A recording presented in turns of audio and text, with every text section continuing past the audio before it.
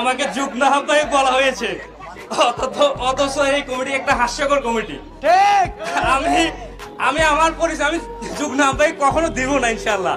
আমি আমার পরিচয় দিতে চাই। আমি জুলাই আন্দোলনে 30শে জুলাই একটা কমিটি হয়েছিল, সেই কমিটিতে আমি সমন্বয়ক হিসেবে ছিলাম চট্টগ্রাম কলেজে।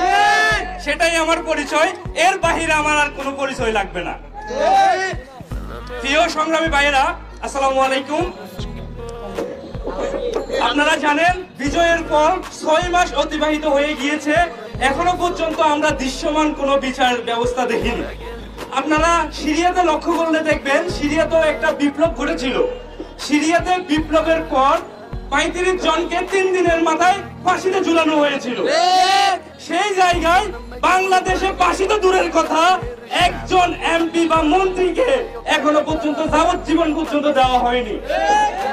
অন্তর্বর্তীকালীন সরকারকে বসিয়েছি আমরা অন্তর্বর্তীকালীন সরকারের নিকট বিচার না পেলে আমরা অন্তর্বর্তীকালীন সরকারের লাগাম ধরে আমরা নামিয়ে নিতে পারবো ইনশাআল্লাহ।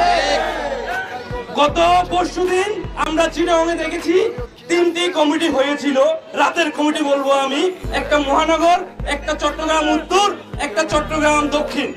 আমাকে চট্টগ্রাম মহানগর কমিটিতে যুগ্ম আহ্বায়ক রাখা হয়েছিল, অথচ আমি জানিই না আগে। এই কমিটিতে ছাত্রলীগ এবং ডট গ্যাং এর গুন্ডাদেরকে এবং যে আহ্বায়ক এই কমিটি, সে একজন চাঁদাবাজ, লিস্টেড চাঁদাবাজ, তার বিরুদ্ধে কয়েকটা নিউজ পেপারে সংবাদ মাধ্যমে নিউজ এসেছিল যে তার 10 লক্ষ টাকার চাঁদাবাজির বিভিন্ন রিপোর্ট আছে এবং আছে। এই চাঁদাবাজ, ডট গ্যাং, কিশোর গ্যাং এবং ছাত্রলীগের লোকদেরকে এই কমিটিতে জায়গা করে দেওয়া হয়েছিল। তাই আমরা চট্টগ্রামের সাধারণ শিক্ষার্থী যারা চট্টগ্রামের জুলাই বিপ্লব আন্দোলনের সম্মুখ সারিতে অংশগ্রহণ করেছিলাম, এই কমিটিকে আমরা অবঞ্চিত ঘোষণা করছি এবং এই কমিটি আমরা মানবো না। হাসনাত আব্দুল্লাহকে আমরা বলতে চাই যে রূপায়ণ টাওয়ার থেকে আপনারা বের হয়ে আসুন। প্রধানমন্ত্রী শেখ হাসিনা তখন নিজের কৃতিত্ব দেখাইছিল যে আমার এই যে রাজাকার, বাঙালিরা হচ্ছে রাজাকার, আমাদেরকে রাজাকার দিয়েছিল।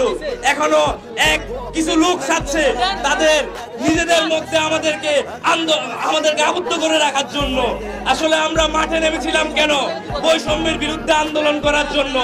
এখন যদি আবার নতুন করে বৈষম্য শুরু হয়, আমরা এই বৈষম্য মানবো না। ইনকিলাব।